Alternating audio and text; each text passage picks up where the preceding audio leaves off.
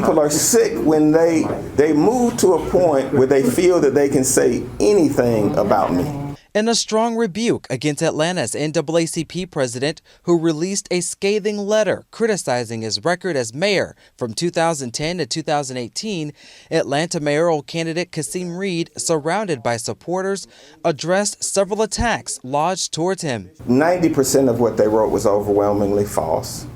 Third, they should see the photo of Andre Dickens and the person who wrote it campaigning together. Last week, Atlanta NAACP President Richard Rose pulled a rare move by breaking usual protocol for the NAACP and outright denounced Reed's candidacy, calling his tenure as mayor corrupt, and urged voters to choose wisely in next week's election. I mean, he can say what he wants to, but prove it, you know? I mean, tell me that those court records are false. See, I mean, it's a fact on Kasim Reed that all those people were indicted under his administration, people he picked. The letter criticized Reed for a lack of affordable housing, questioned the city's investment into the Mercedes-Benz Stadium, and disinvestment in Black-owned property, including Morris Brown College.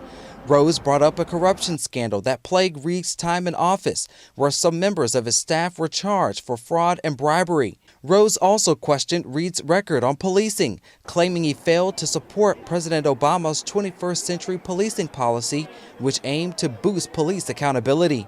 And I'm not going to let them make a bit of light between me and the police. Because if I do, then crimes are going to go from 62% to 70%. Reed denies all of the claims in Rose's letter. Rose's comments also caught the attention of the NAACP's national president, who told him to immediately cease any endorsement or condemnation of political candidates, and that Rose's actions would be addressed internally for breaking usual protocol. None of us are perfect, you know, and so that includes me. I've apologized. I won't make that mistake again. But despite how Rose got his message across about Reed, what he said runs deep within Atlanta's Black community. If you have been here in the city, for more than 10, 15 years, you understand the policies and the impact of a Kasim Reed administration, and how it's been targeted to poor Black communities, right? Targeted. If you have been in the city for, let's say, 5 years or less, you have benefited from that targeting of those poor Black communities no longer existing. Corruption certainly existed in the Reeves administration. I think that's incontrovertible. 7 individuals, not more, have been either convicted, indicted, or whatever.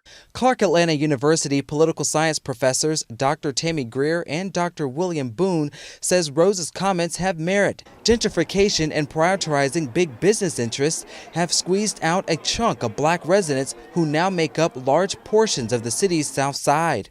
Unemployment, the poverty, the income disparity, the housing disparity, the infrastructure disparity, the social services disparity has not improved inside of the city of Atlanta under Black leadership. So it's unfair to just say it was all on Reed, yet Reed continued a legacy of such. Both professors say as the Atlanta mayoral race nears the finish line, many of the candidates have doubled down on crime and policing as their key issue.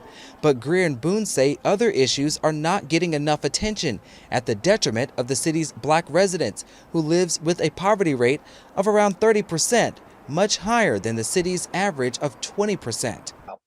There's a problem in the city of double-digit poverty for the last 40 or 50 years, which talks about the inequality of income and wealth that we've talked about recently, which you just mentioned. So these are real problems. Specifically the Black community. Yeah, in the Black community. These are real problems. I mean, these are problems that need to be addressed in some fashion, in consistent fashion. And none of the candidates are really any consistency have raised these kinds of questions. As of this report, nearly 16,000 voters in Atlanta have already voted for the city's next mayor. 48% of voters are black and 39% are white. In a poll released last week of likely voters, former Atlanta Mayor Kasim Reed and Atlanta City Council President Felicia Moore are statistically tied for first place, but most voters say they're undecided. Reporting for Atlanta Black Star, I'm Cavante Smalls.